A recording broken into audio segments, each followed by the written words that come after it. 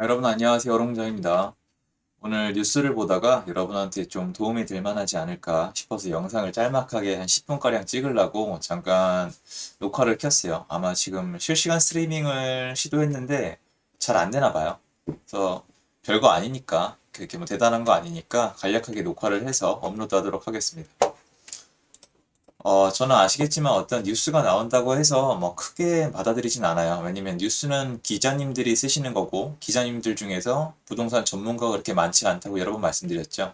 글을 잘 쓰시고, 언론에서 일하시는 언론인이신 거지, 부동산에 직접 투자를 하시거나 집을 많이 사고 파시는 분들은 극소수이기 때문에, 그리고 또 데스크의 눈치나 여러 기타 여건이 있기 때문에 완전 100% 다이렉트하게 쓰지는 못한다라는 게 제 지론이에요. 근데 뭐 틀릴 수도 있지만 저는 그렇게 보고 있어요. 저는 이 기사가 왜 나왔는지, 이 기사가 진짜 뜻하는 게 뭔지, 전 그걸 되게 중점으로 많이 보는데 여러분께 그 부분을 좀 보여드리고 싶어서 방송을 켰습니다. 기사 몇 개 안 되는데 제가 기사들을 쭉 본 다음에 어떻게 머리 안에서 연결을 하는지 한번 보여드릴게요. 항상 똑같아요. 여기 지금 기사를 보시면은 계속 돈 풀리는데 서민 대출 더 어려우신다고 나와 있잖아요. 그러면 여러 가지가 맞물려 돌아가는 건 맞지만 대출이 어려워지면 어떻게 될까요? 여러분께 여러 번 말씀드렸는데요. 대출을 못하게 하면은 일반인들이 이렇게 생각을 해요. 집을 못 산다. 집을 안 산다라고 생각을 하지만 그렇지 않아요. 대출이 안 돼도 집을 살 사람은 사요. 물론 대출이 안 되는데 일반 시중에 매물이 넘쳐나고 너무 많이 올라 있으면 아무도 안 사죠. 근데 문제는 뭐냐면 누군가는 집이 필요해요. 결혼도 해야 되고, 뭐 이민 갔다가 돌아와야 되기도 하고, 어쨌건 집이 필요해요. 이거는 필수 불가결이에요. 많은 분들이 그 얘기 하시잖아요. 의식주 가지고 장난치지 마라. 의식주다. 피할 길이 없다고요. 당연히 사람들은 집이 필요한데, 사람들이 여러분 아시겠지만, 그래서 자꾸 이런 거 나오잖아요. 뭐 25년을 일해야 된다. 숨만 쉬고 40년을 일해야 서울의 아파트를 산다. 이딴 거 신경 쓰지 마시고요. 어떤 지표 하나일 뿐이고, 우리 부모님들 중에서 현금 갖다가 그대로 집 사시는 분들 극소수예요. 어차피 다 대출 받아서 사요. 근데 이 대출이란 것의 요건, LTV 같은 요건이 계속 바뀌죠. 자, 대출이 계속 바뀌면 어떻게 돼요? 내가 미래에 내 가지고 있는 시간을 일단 이자를 내더라도 돈으로 바꿀 수가 없기 때문에 어떤 새로운 도전을 할 수가 없어요. 그래서 집을 못 사기도 하고 만약에 사야만 한다면 원래 내가 살던 집보다 낮춰서 삽니다. 어쩔 수 없잖아요. 집은 필요한데. 야, 이런 얘기도 물어보시더라고요. 야, 네가 필요한 집이 강남인데 아파트 값이 대출이 안 나온다고 강북을 사는 게 말이 되냐? 그게 왜 말이 안 됩니까? 말씀을 드렸잖아요. 강남에 집을 못 사도 집값이 계속 올라가면은 화폐로 갖고 있으면 안 되겠고 어떻게든 따라잡아야겠다는 생각이 드는 게 정상이에요. 그러면 강북의 아파트라도 사서 그 아파트 값이 오르는 동안에 완충을 시키든가 나중에 갈아타던가 아니면 정말 안 되면 거기 입주라도 해야 될 거 아니에요. 왜? 전세도 없는데 뭐 어떻게 합니까? 그래서 이렇게 대출이 막히면 당연히 이렇게 돼요. 이건 제가 예전에 그대로 말씀을 드렸잖아요. 이렇게 자꾸 규제 지역을 늘려가고 대출을 누르면 사람들이 살 수 있는 아파트가 위에서 아래로 눌린다. 근데 아래로 눌리면서 이게 가중화돼요. 쌓이고 원래 살 필요가 없는 사람도 미리 살라고 한단 말이에요. 그래서 밑으로 내려가면서 이 쌓이면서 확률, 퍼센테이지로 보면은 이 아래 계층에 있는 중위권 아니면 중하위권 아파트가 더 많이 오른다. 이렇게 됐는데 이게 지금 제가 말씀드릴 당시엔 아무도 별 호응이 없으셨지만 결국 노원이나 아마 도봉도 뭐 곧 기사가 나오든가 하지 않을까 싶은데 노원도 도봉도 뭐 금천구는 먼저 갔고요. 강북구도 마찬가지고 이렇게 밑으로 눌릴 수밖에 없어요.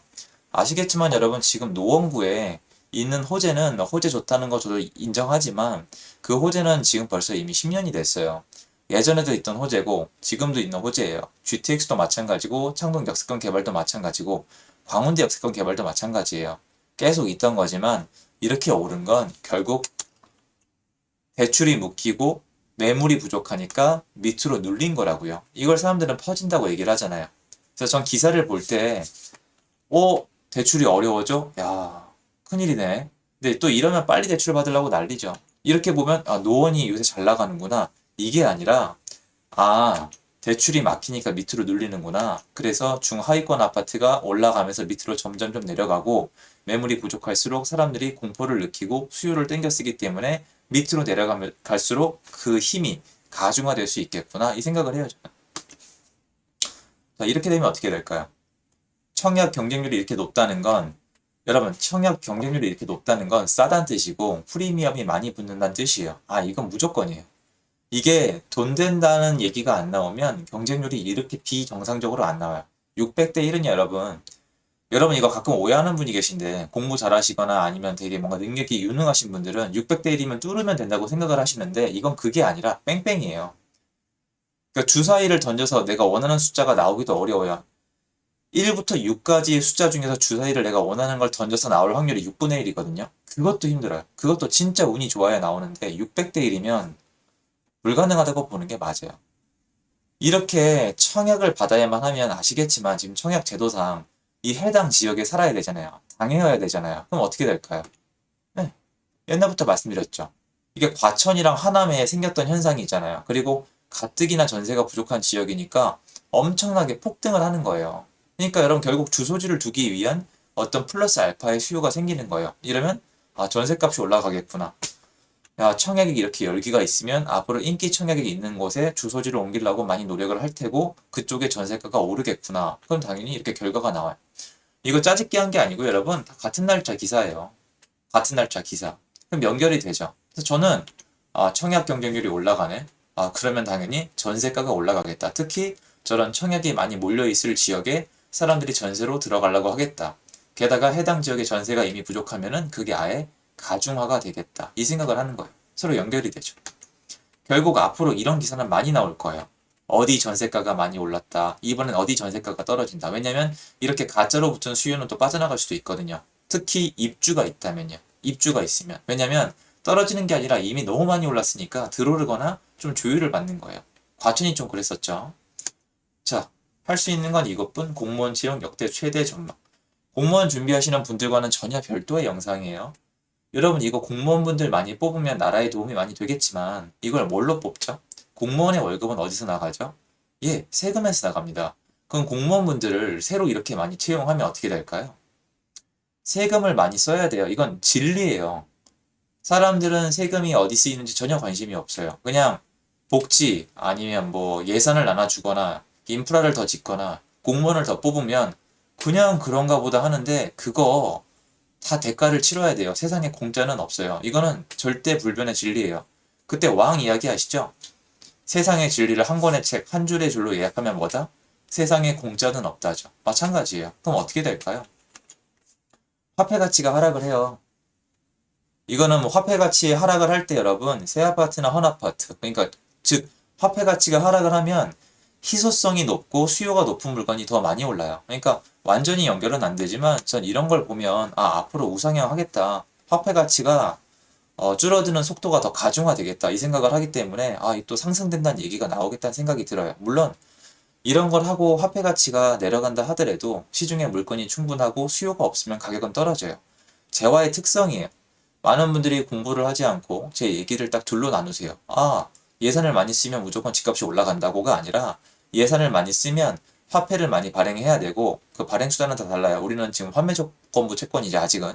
미국이랑 좀 다르긴 한데 이 얘기는 너무 길고요. 화폐 발행을 하면 화폐 가치가 떨어지겠구나. 화폐 가치가 떨어지면 어떻게 되겠어요? 희소성과 수요가 충분한 재화가 오른다고요. 금이나 뭐 이런 것들이 오른다고요. 근데 주택시장이 만약에 공급이 넘치고 수요가 없으면 어떻게 될까요?